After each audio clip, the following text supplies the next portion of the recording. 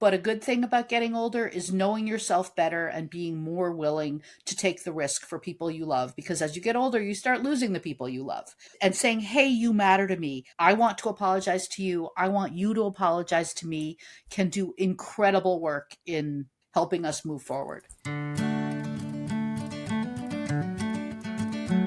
Welcome to Dear Nina, Conversations about Friendship. I am your host, Nina Badson. I have been writing about friendship for over 10 years, podcasting about it for over 4. You are listening to episode 166, and it is placed here for a very specific reason. Although I want to mention that I know people listen to episodes at any time.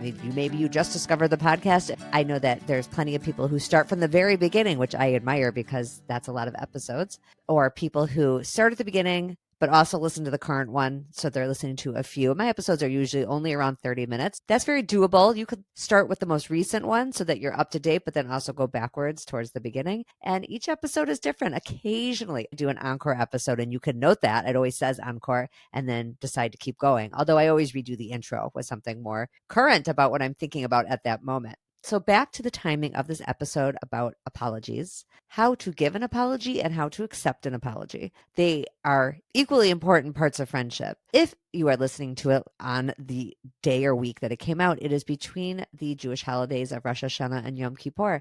And I don't want to go on too long about that at all. I'm going to put a couple links in the show notes that explains this very important time in the Jewish calendar, especially the 10 days between Rosh Hashanah and Yom Kippur. That is a very important, ripe time in the Jewish year for issuing apologies and accepting apologies, really both. But the part that's in your control at first is to issue an apology. Although I guess it's also in your control to accept one if an apology comes your way. We also talk in this episode about an apology that does not come your way. When you're waiting for an apology, which I also wrote about extensively over a decade ago when I was doing a lot more writing for Jewish publications. It's still one of the favorite things I've ever written. It still exists on the internet. There's plenty of essays and articles I've written for websites that are long gone, but this one is still there. That was for Kveller. I will have that in the show notes. In that piece, I was thinking about, there's some people who owe me an apology. And what do you do about that? And my guest today, and I speak about that as well, this idea of how to apologize, how to receive an apology, and how to solicit an apology when you feel you're owed one. All really difficult, but full of opportunity, friendship issues. My guest is the wonderful Marjorie Ingall, who I've admired for a long time. I invited her on the show because I wanted to talk to her. She, along with her co-author, Susan McCarthy, wrote Sorry, Sorry, Sorry, The Case for Good Apologies. And then it was released as a paperback more recently with a different title, and that title is Getting to Sorry. They are also the co-creator of a website called sorrywatch.com. Marjorie is also the author of a book called Mama Knows Best, What Jewish Mothers Do to Raise Successful, Creative, Empathetic, Independent Children. She often writes about children's books for the New York Times Book Review. We talk about one of her favorite ones here. And she's written for many other magazines and newspapers. And that's how I know about her. I've read her work for a long time. She's written for Tablet and The Forward. She's a columnist for both. She's written for Town and Country, Glamour, Self, Ms. Elle, New York, Time, and Newsweek. And back in the day, this is amazing, she was the senior writer and books editor of the late, great Sassy magazine. If you are my age is late 40s, you lived by Sassy magazine. I can't speak for everyone, but I should say I can speak for myself. I loved Sassy magazine. Just saying Sassy fills me with nostalgia. I will have all the ways you could find Marjorie in the show notes, including her book with Susan. Let's get to it. Let's learn how to apologize. There are 6 steps that Marjorie's going to tell us, and how to accept an apology and how to solicit one. Hi, Marjorie. Welcome to Dear Nina. Hi, Nina. I'm so glad to be here. I've heard you on various shows. I've just always been a fan. You were a very reasonable, straightforward thinker. I admire your work for a long time. Thank you. And I would like to say that your Midwestern accent makes me feel right at home as somebody who married into a family from Milwaukee. So I just feel very comfortable right away. I love that. Yeah, you're out there in the East Coast. It's so interesting because I don't hear my accent, but people do comment on it. Oh, yeah. And it's there. And I feel like my Rhode Island only comes out when I've had a couple of drinks. Oh, funny.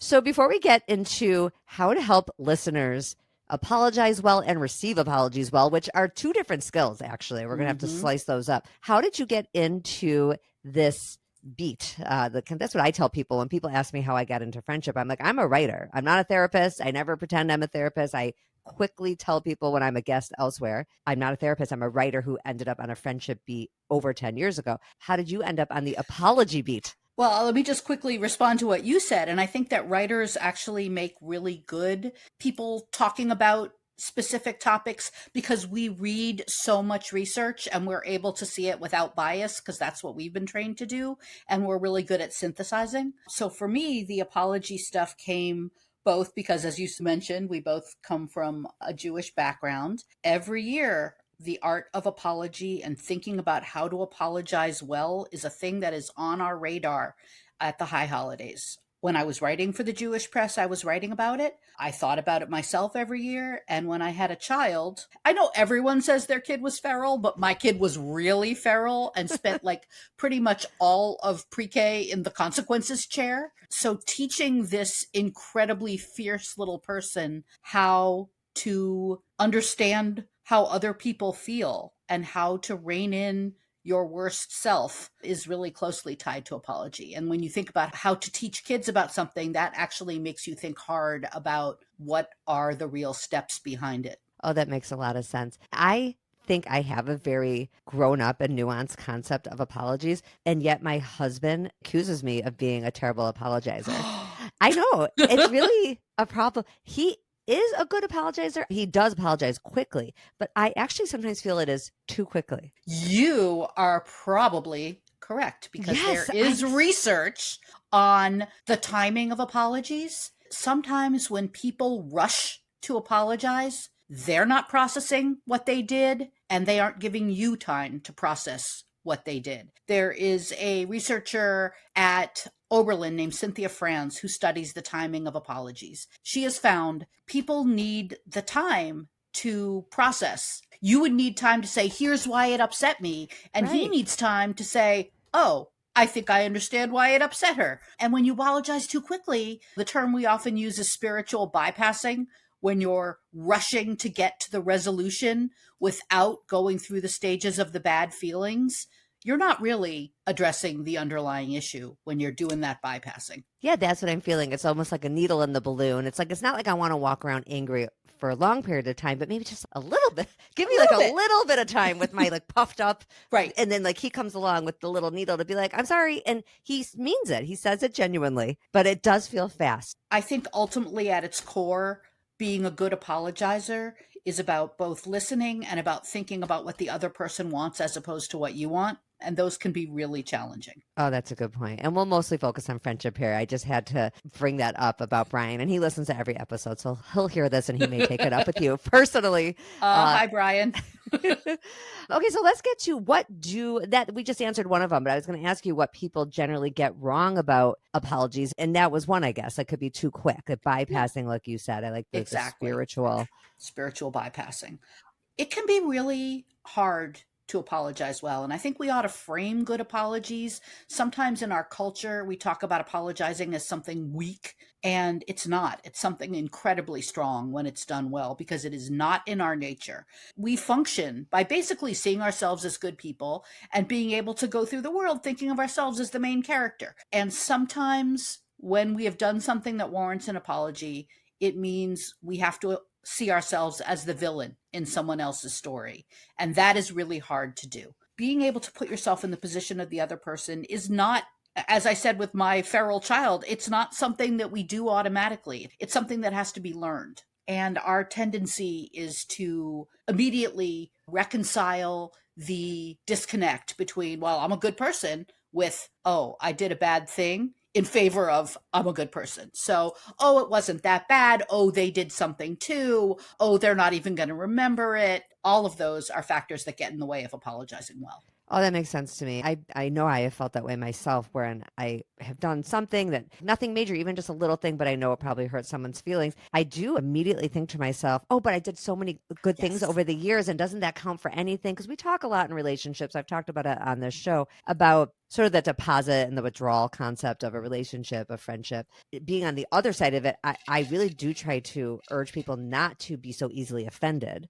so that Yes. you don't feel like you're constantly requiring people to apologize to you. And if you feel like you are constantly owed an apology from lots of people, I do think it might be sort of a negative way of looking at the world. Like you're looking for people to offend you. But because I have that belief, I think it does make me a little less sensitive sometimes that, like, Yeah. sometimes I do owe an apology, even though I've done a lot of good things. Right. We live in a world that has been so speeded up that our reactions to everything tend to be really knee jerk. I think the notion of taking deep breaths and offering other people and yourself a little bit of grace, a little bit of most of us are just doing the best we can, really goes a long way. And when you really are offended, as opposed to like, that was a, I can let that slide in the interest of friendship, you can ask. It's often hard to say, hey, I felt really hurt by that.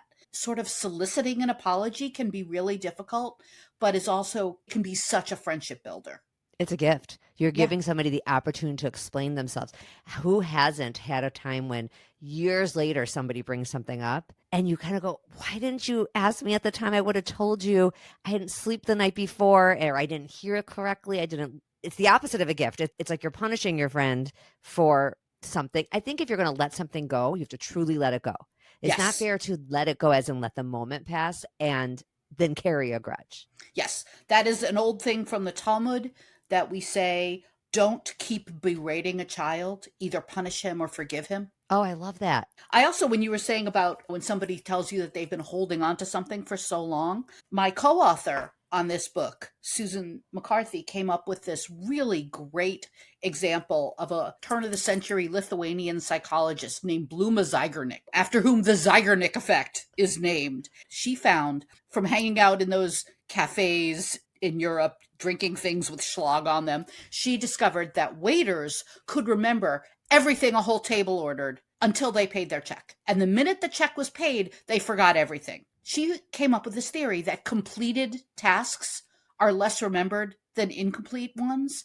So if something is weighing on you, a few months ago, somebody came to me to apologize for something that happened in college, and that I remembered it after he told me that he had been carrying this for, I don't want to tell you how many years.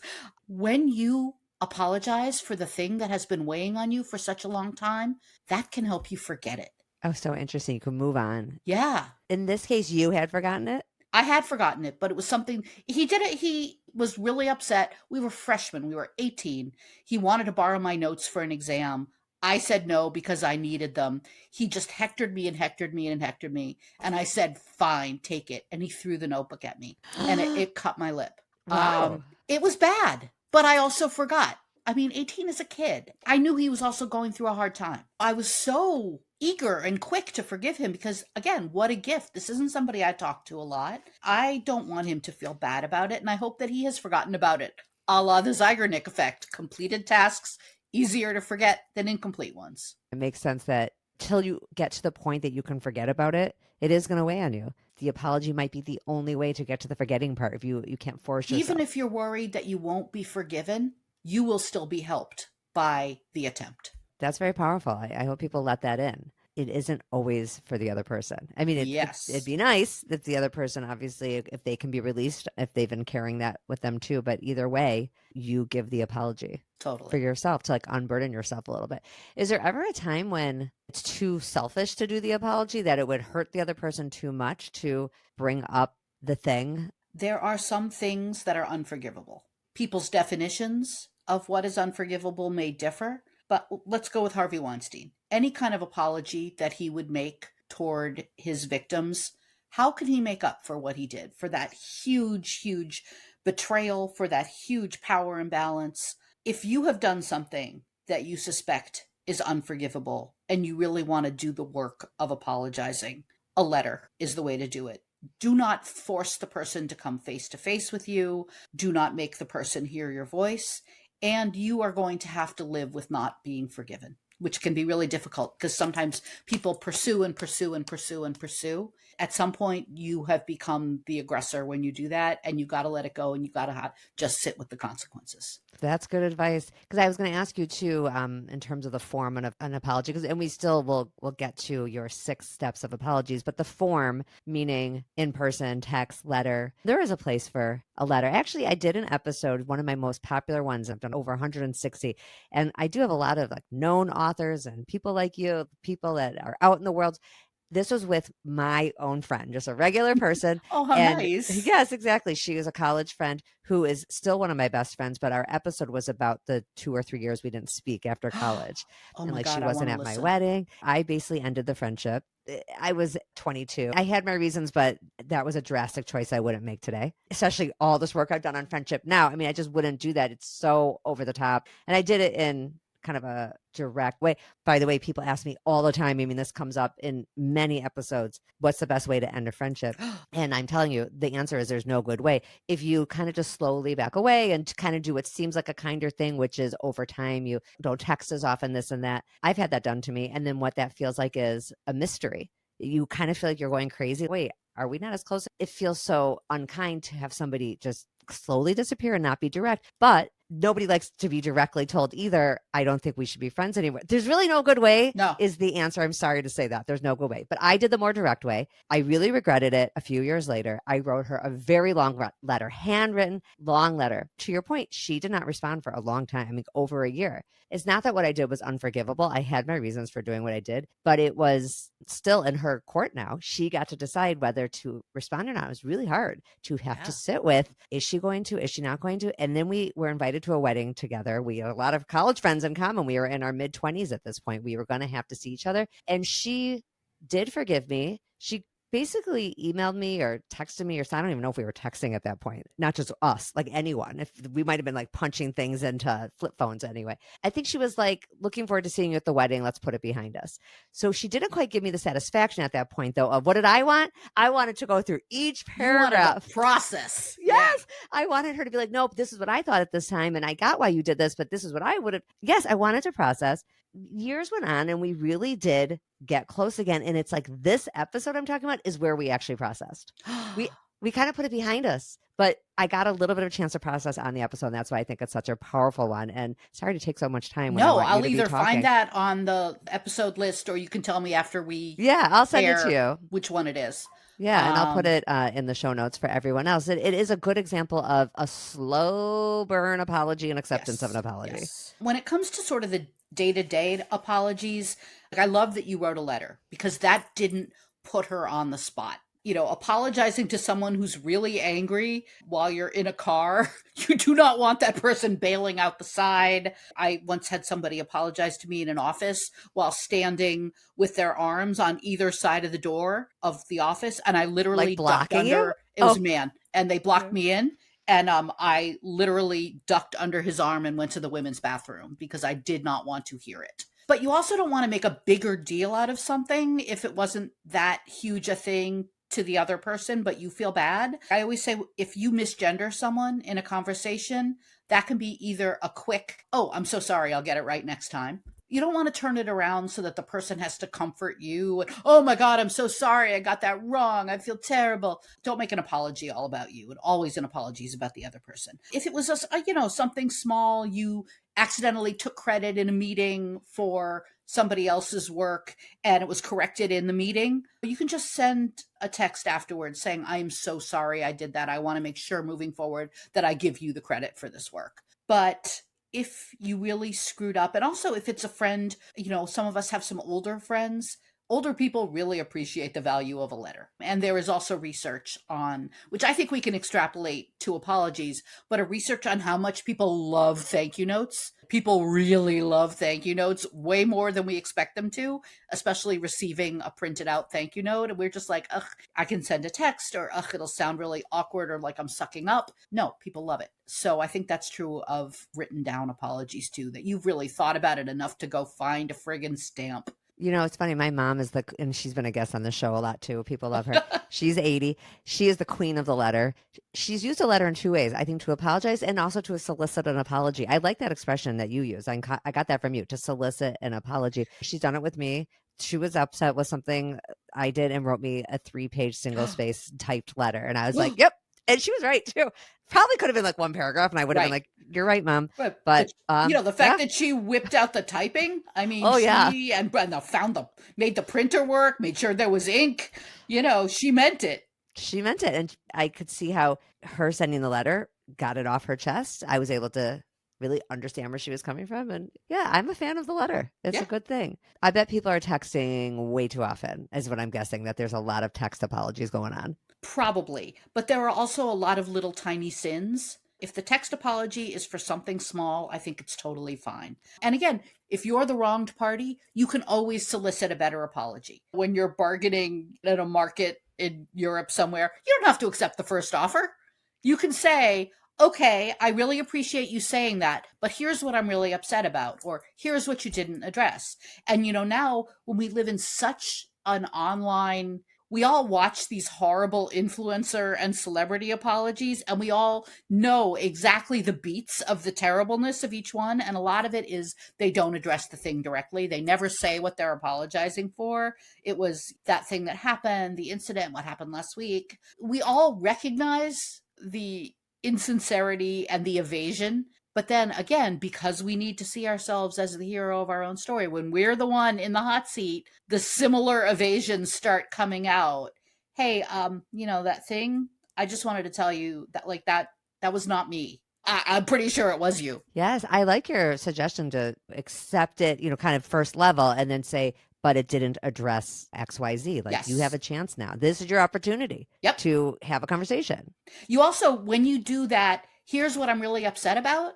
That person might not know that that was the thing you were really upset about. Yes. So you're doing the Yes. thing to build the friendship on both sides. And it is hard on both sides. It's hard to apologize, and it's hard to say, that doesn't meet my needs. That isn't good enough. If you are committed to the relationship, doing this work can be so gratifying. The asking for more and the accepting of the apology. This perfect segue to the 6 steps of apologies, which I know you've written about extensively Yes. in your book. My co-author, Susan McCarthy, and I have read so many studies on what makes a good apology. We've looked from the fields of law and medicine and business. We've boiled it down to the absolute essential steps. Number 1, say you're sorry. You would be surprised at how many people manage to avoid the phrase, I'm sorry, or I apologize. They may go with I regret. Regret is about how the speaker feels. An apology, as I keep saying, is about how the other person feels. You got to say you're sorry or say you apologize. Number 2, you have to say what you did, which can be really hard because our brain is doing backflips to make us forget what we did, to make us avoid having to name the thing. But if you can't name it, you can't conquer it. I'm sorry for what I did, and say it. Number 3, show that you understand why what you did was hurtful. This is where people start to go off the rails. They talk about, I feel so bad. I feel like a horrible person. I don't care what you feel. Show me you understand that you hurt the other person. How did it affect them, not you? Number 4, if there's any explanation that's relevant, you can offer it, but do not make excuses. And this is often where I personally go off the rails, and why, when I have real serious apology to make, I practice it on my co-author, Susan, because I start going, but you have to know the backstory about, and she's like, nope, nope. Oh, that's so And nice you have each other. there has to be another conversation about what the other person did, but that's not for this conversation. Explanation would be, I am so sorry I missed the party. The bus was incredibly late. You could have worked that out. An explanation and an excuse often get really close together. Number 5 is, what steps are you taking to make sure this doesn't happen again? And This that feels like the most Jewish piece to me. Is number 5. Well, that's like what we're doing this time of year. Is like is making steps to actually not do it again. That's the deep work. The great Jewish sage Maimonides said, apologizing to someone without taking steps to make sure it doesn't happen again is like walking into a purifying ritual bath carrying a dead lizard. Oh, that's so good. You have to drop that lizard if you're going to apologize well. Explaining why it won't happen again. That's also where we see so many corporate apologies go off the rails, where they'll apologize for the thing. But okay, how are you going to make sure your employees won't be racist again? How are you going to make sure you're not going to drag an elderly man off your airplane again? All of these, we're so sorry it happened, but not what you're doing to make sure it doesn't recur. Number 6, if possible, make reparations. Obviously, this isn't for everything, but sometimes there are ways to make it up to someone. As I think you and I would probably agree, everybody likes getting flowers. Everyone likes a donation in their name to a charity that they really believe in. There are various ways to make reparations. If you spilled wine on someone because you were tipsy at a party, reparations is you pay for the dry cleaning. And then there is an extra step, the 6.5 step. Listen, don't interrupt. I can see that part being you say all your stuff and then it's like the emoji with the zipping, literally zipping the lips. It's like Yes. you have to just zip it, shh, and be Yep. quiet. But you, no, but you, no, but no, you always, nope, nope, nope. Zip it emoji. Right. Okay, that's so helpful. I think that's really good. And I think between friends as opposed to business and even just little accidents, like I know we were just using as an example, like the wine, I think we have to appreciate that when someone has told us that they have felt wronged in some way or you did wrong a friend, it's deep that we carry that around. And it is important to apologize correctly if you're going to go through the trouble of apologizing, to really do it thoughtfully. Another thing that research seems pretty clear on is that a bad apology is worse than no apology. When you look at jury verdicts, it's unfortunate that a lot of times doctors and hospitals are trained to apologize but not take any responsibility. And what people want is to know their pain meant something. When they get a medical apology, they want to know, how did this happen? Are you sorry? And what steps are you taking to make sure this doesn't happen again? Usually they only get the sorry if they get that. It can also, that can be a bad regret one. And jury verdicts tend to be higher after crappy apologies than after no apologies, which is why, unfortunately, lawyers tell doctors not to apologize. But a bad apology is worse than no apology. Tell them to apologize well, and this won't happen. Yeah. And there are countries in Scandinavia where apologizing is part of the curriculum. Nobody teaches doctors how to apologize here. And this isn't friendship related, but I do think we can extrapolate to friendship that we all know how it feels to get an incredibly grudging, defensive apology. And it feels terrible.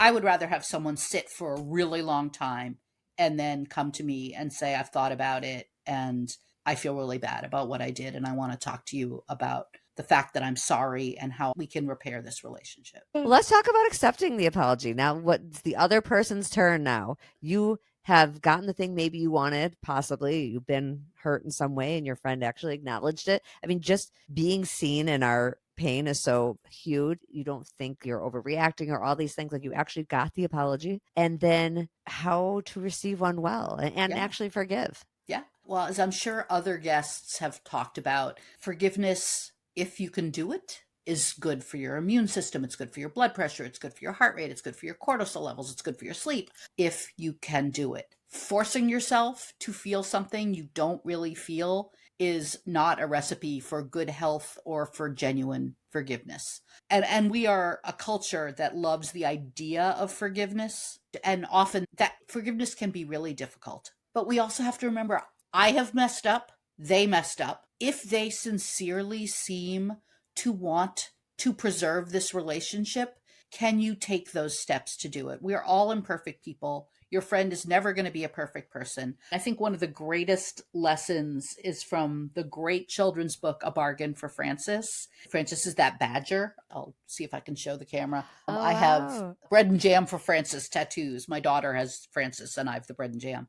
But A Bargain for Francis is another one of the books that's also super deep, in which Francis's friend cheats her out of the tea set she really wants. And Francis ends up with the crappy plastic red and white tea set instead of the beautiful blue and white china one she really wants. It's a great story of an imperfect friendship because both of them sort of act deviously. She says to her friend, what her mother says to her is, do you want to be careful or do you want to be friends? Do you constantly want to have to be on guard, or do you want to say, you know what? I know my friend is flawed and I still want to be friends. Do you want to be careful or do you want to be friends? It really speaks to me. It's like what I was saying kind of earlier, to be careful about, not using careful in a different way, but always sort of looking to be, when I say offended, I don't mean by someone used the wrong word or something. To be careful to not always look for your feelings to be hurt, because we can find proof anywhere. I give it as an example a lot that we have to let our friends hang out without us. because we sometimes want to do stuff with just a few people. I think other people also enjoy doing stuff with fewer people. If you can accept that you want to do stuff with less people, you cannot be expected to be invited to everybody. It's the same kind of concept to me, to let people off a little more. Totally. And and there are times, especially as we get older, where there are people who've been in our lives for a really long time, whether they're family or friends. You know what their flaws are. And there may be sometimes when you want to challenge them, and sometimes when you want to be just like, I would rather be friends than careful. I love that whole thing, that whole story. I probably read that book a long time ago, but it's not familiar to me. Both Bread and Jam for Francis and A Bargain for Francis are totally worth putting on your reading list. All kinds of life lessons in there. Oh, was there anything else about accepting? Well, we were talking about forgiveness. Yeah, I think there also has to be a level of self forgiveness when you screw up. That has a role in friendship as well. Sometimes we go into avoidance mode like a mole, or I guess Francis is a badger, but we're so ashamed of what we did that we just do a little duck and cover and avoid the other person when we're embarrassed. Oh, wait, I have to pause you on that. I think that happens a lot. Actually, I mean, that's not a small thing. I think that is a huge thing people do. I've done it myself, so I'm not just accusing other people. Yes, you know that you kind of did a thing, and it's shame, I think, kind of keeps Yes. you from owning up to it, or it's like you don't want to face the person, even if you're not ready to apologize yet. Then you kind of make it worse because Yep. now not only have you done a thing, you're ghosting your friend, you've started to make steps towards making that friendship not as communicative as it used to. Now you've done two things. Guilt is something we can act on. Guilt is about what we do, shame is about who we are. So guilt is, oh God, I said something awful. I am going to butch the hell up and I'm going to face my friend and say, I'm sorry, I screwed up. Shame is, oh my God, I suck, I suck, I suck, I suck, I suck. And that is when we hide. That's really well said. It's an important distinction. Another thing my mom always said is you can talk to a friend about something they did, if you're kind of soliciting an apology, let's say, but not about who they are. And she says that in service of, like you were saying, accepting certain flaws and foibles of our friends. Like if Yep. being in a friendship does mean that you're not looking for perfection. Luckily, we get to have more than one friend. Not that your spouse is going to be perfect Exactly. either.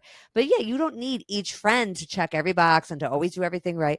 We have, God willing, lots of friends for those reasons, or should aim to have more than one or two. It puts too much pressure. I think maybe that would help, is to not require so much of each person, and then not so much is required of us with each That's person. such a good point.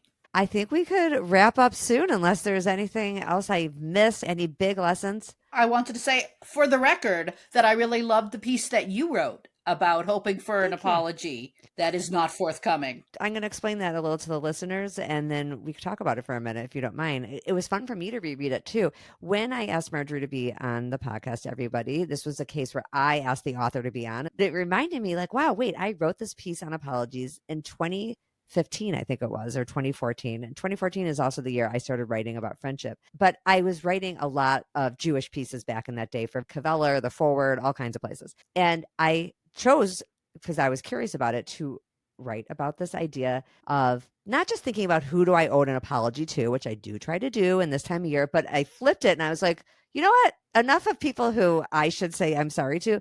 What about the people who owe me an apology? Which is really not the spirit we're supposed to go into the holiday with. But yeah, that's what it was about. It was titled Waiting for an Apology That Will Never Come, which happens a lot. To give another shout out, the writer formerly known as Eve Ensler, who has spoken and written about being terribly abused by her father, who is no longer with us, wrote a whole book imagining getting that apology. And Wow. sometimes we can do that with friends if we know that the person is just not capable. That might be a helpful exercise for us, is imagining what it would be like if they would apologize. And if you can actually make yourself hear it in your head, it might be able to make you take a deep breath and go, but we don't live in that world and I can want that and it's not happening and I am choosing to be a friend to this person anyway. And then you can also feel pretty good about yourself that you're the bigger person. Yes, we're so magnanimous. We I think are. I like that point. Sometimes people don't apologize because they just are not the kind of person who's able to. You said at the beginning, and I think it's true, they don't always know that they've done something. And I think we have to leave room for that. Most people are not out there trying to be malicious. No. And it's fine, better than fine, commendable to solicit an apology, because you are doing the work of relationship building when you do that. And you're doing the work of protecting your own emotional health by not sucking it down and pushing down the bad feelings. You're giving them an opportunity to come out and to improve. And for you, both your emotional state and your friendship to get healthier. This is how we grow. This is This how is you, how we grow. that's part of what friendship is for, is to develop you as a person, and relationships too, but I focus on friendship, and it never ends. I mean, when in a good way and a bad way. Some of the issues of friendship never end, no matter your age, but also the opportunity to grow, change, and live up to your best self. Yep. There are things that are crappy about getting older, but a good thing about getting older is knowing yourself better and being more willing to take the risk for people you love, because as you get older, you start losing the people you love. And saying, hey, you matter to me. I want to apologize to you. I want you to apologize to me, can do incredible work in helping us move forward. What a perfect summary to the end. Marjorie Ingall, thank you so much for being here. I will have your book with Susan McCarthy in the show notes. And offline, actually, I'm going to talk to you for a minute about what it's like writing with a friend. But that's like a whole different episode. But I'm curious about that. So sorry, listeners, you're going to have to, maybe I'll tell you about it in a solo episode. If we ever do a thing about collaboration. Yes, exactly. Listeners, come back next week when our friendships are going well. We are happier all around.